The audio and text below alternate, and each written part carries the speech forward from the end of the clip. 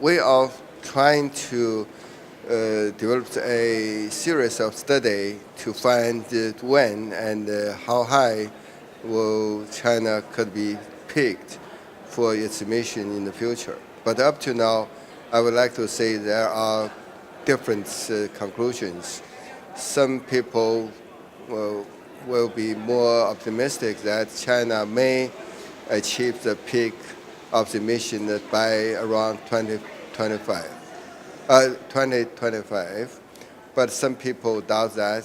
They say maybe we'll can only achieve that peak by 2030 or even later, because the forecast for the future economic development and the energy needs and how much we can get from the no-carbon energy can meet the demands. Still, there are lots of uncertainties. But my opinion is that if we do our best, the peak time could be earlier.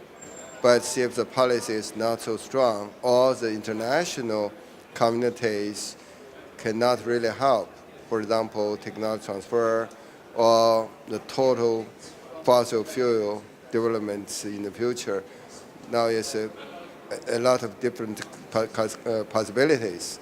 So China will be one part of that. So it's really not only depends on the Chinese situation, but also depends on global situation for energy or technology development.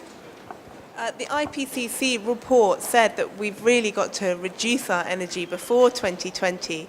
Obviously, China is now the world's biggest emitter. Won't 2025 be too late? Well, personally, I understand the pressure is so high because as a global issues, we need to achieve the peak as early as possible. But the China still is a developing country. Although the total emission is so large, but per capita emission, especially per capita energy consumption, still much lower. Now, China's per capita energy consumption is only about 2.7 tons of coal equivalent. It's only about half or one-third of that in average for the developed country. So it's a big challenge for China. How can we really achieve the relatively rapid economic growth and keep the emission or energy consumption will not grow so quick? So we have to do something on that. Another effort is if we can really get the technology like solar or wind or other renewables can really contribute a lot. At this time, still the renewable is high cost and it's not reliable supply to some extent. You still need others. So we are trying to do our best to develop the renewables as well. For example, at this time, China already becomes #1 country to have the wind power. This year, we'll have about 75 gigawatts of wind power put into grid.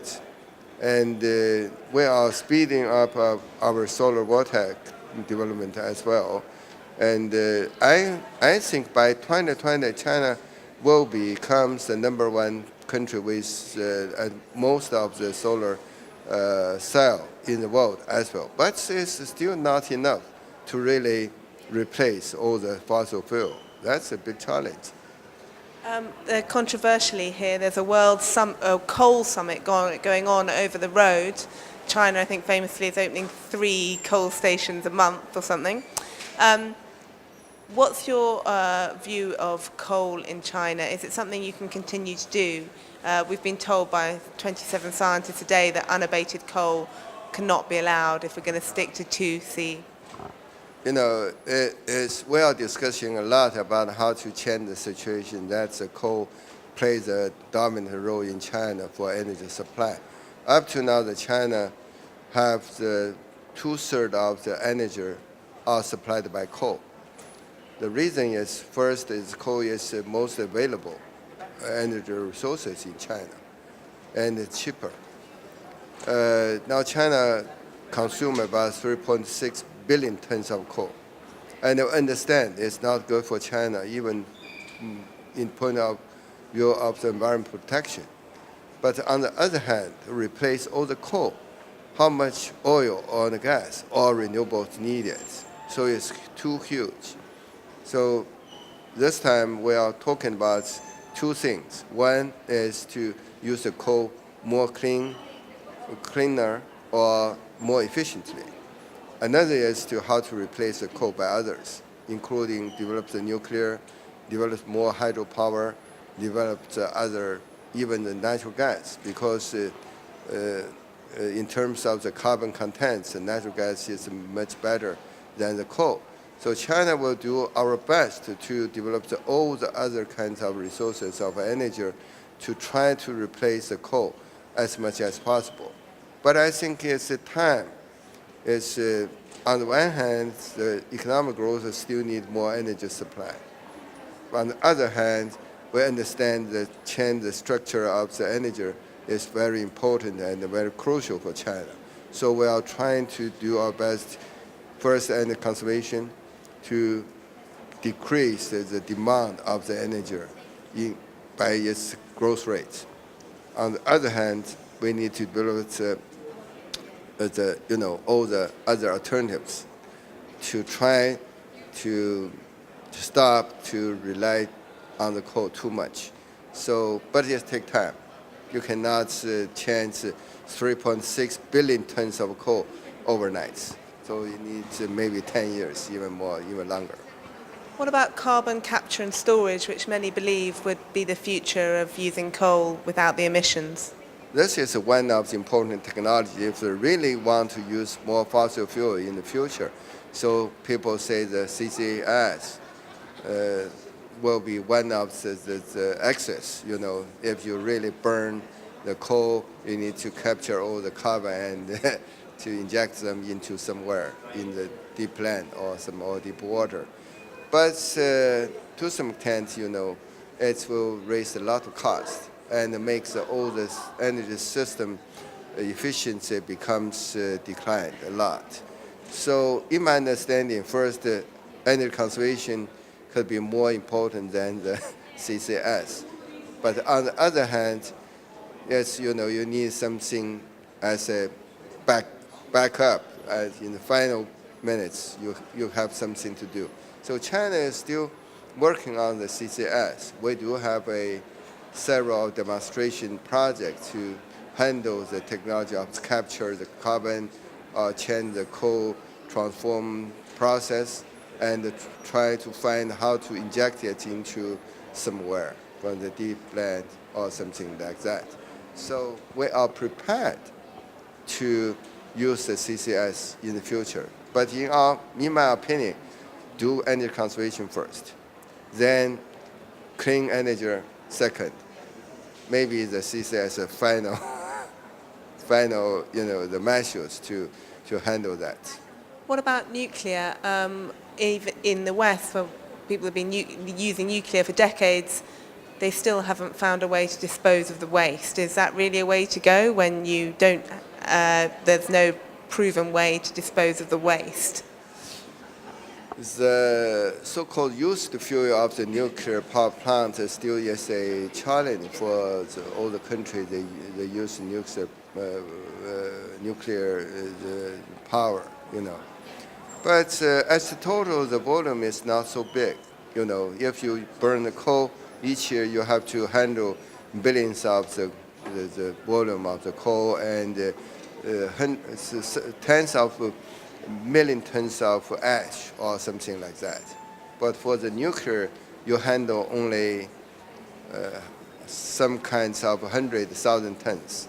So it's much smaller. So technically, I do think we have already found some way to store it for thousands of years. And of course, the people will change so much in the thousand years. So the future people have more technology, more knowledge how to deal with that finally.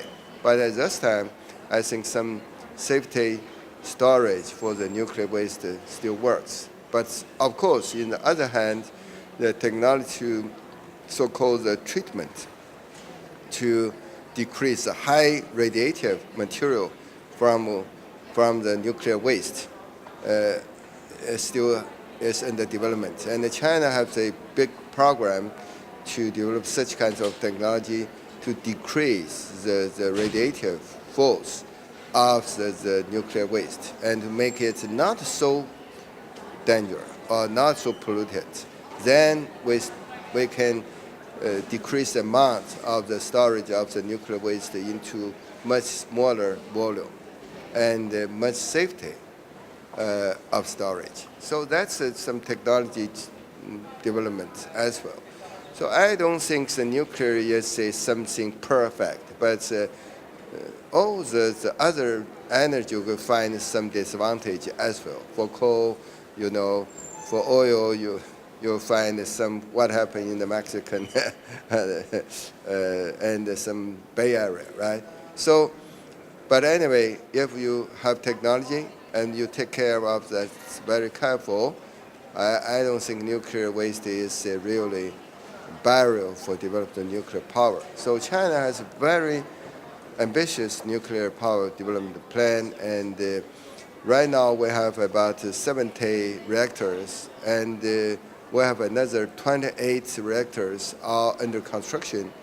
And in the future, I think the nuclear power will contribute a lot as a real clean and low carbon energy resources, so it can replace a lot of coal. And what about renewables?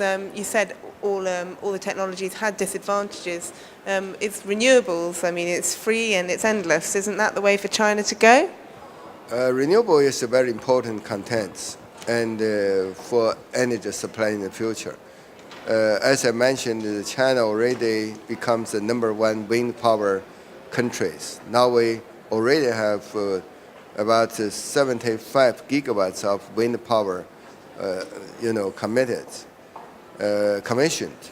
And every year, about 10 to 15 gigawatts of wind power will be added into the grid. So it's a big jump every year. So, and we forecasted in the future we could have several hundreds, even 1,000 gigawatts of wind power to be set up in China.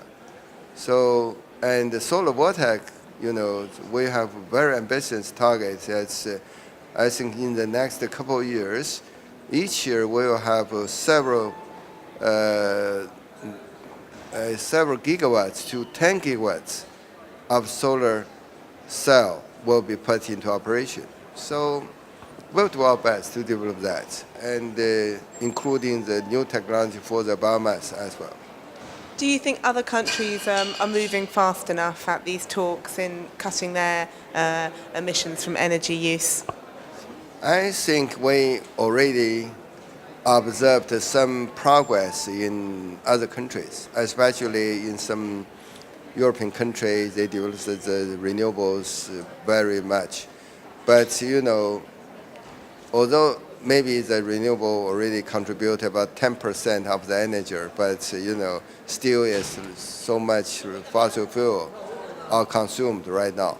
So if it's really happened for the future, as some people mentioned that by 2050, the world can, the renewable can contribute 50, even 70% of all the energy. Current progress is not enough. So I think that especially in the developed countries, they can do more on the energy technology, including conservation, including renewables, and maybe including the new technology of the nuclear as well. So we'll try to find more models to learn from the developed countries, how the low carbon development realized in such kinds of country. They have a high level living standards and currently still high energy consumption per capita. If they can really change into the low carbon style, I don't think China will not follow that. But practically, I think that to explore the low carbon developments is a real challenge for both of us.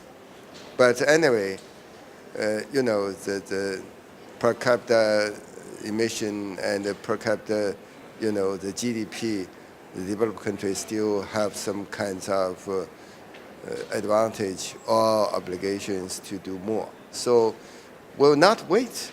You do best, and later on we'll follow. We can work together.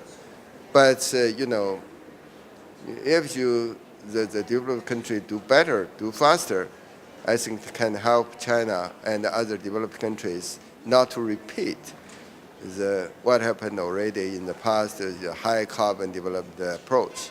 And maybe we can really go to a low carbon development approach. So we'll try.